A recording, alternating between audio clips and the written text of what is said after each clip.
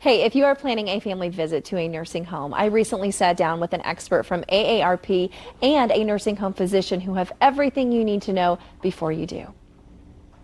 But we are giving guidance for caregivers during the COVID-19 pandemic, easing some concerns, fears, and hopefully answering some questions as well. Joining us right now is Dr. Kathleen N. Rowe, geriatrician and nursing home physician, along with Sarah Waddle with AARP Indiana. Ladies, good morning to you both. Thank you so much for joining me this morning. Absolutely. Happy to be here. Yes. Good morning. Yes, good morning to you both. Okay, let's get right to the heart of it all. Dr. Kathleen, you and I were talking a little bit ago, even before this interview, about how important it is if you have perhaps a loved one in a nursing home, someone who needs a little extra care. What are things like for them right now? Well, I keep thinking about what life was like a year ago in the nursing home, and we are in such a different place. We are in such a more hopeful place. Life within nursing facilities is so much more opened up compared to these last several months.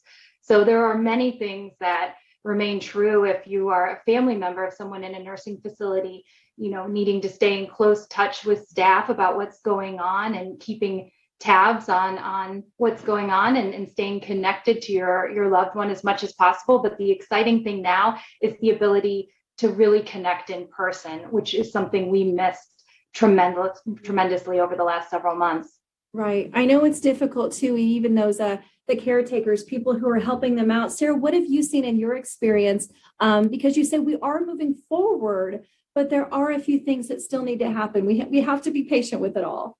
Yeah, I think, with the vaccinations happening in the long-term care facilities, and we are seeing, less cases, which is all very positive. Yeah. We're hearing wonderful stories about people getting to hug their loved one and what that means to them. But I also think, just remaining vigilant. So if you have a loved one in a facility, or you're anticipating maybe having to put a loved one in a facility, just keeping some things in mind that you might want to ask about, like, for instance, how are folks getting vaccinated if they are new to the facility, or new staff? How are you handling getting new staff vaccinated?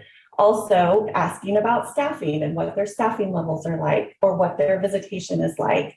And so AARP actually has 8 questions that we're encouraging folks to just take a look at and consider asking the facility. Yeah, and you say no matter what, just give those long-term folks a little extra love. I think, Dr. Kathleen, that's something that you can agree on as well. They just need that little extra love and support. Oh, this has been an unbelievably intense and exhausting year for anyone working in a nursing facility, and certainly for people who've been living in nursing facilities. The other thing I'd urge anyone who has a loved one in the nursing facility or may get vaccinated yourself. We need to surround everyone who comes in contact with this vulnerable population with as much protection as possible.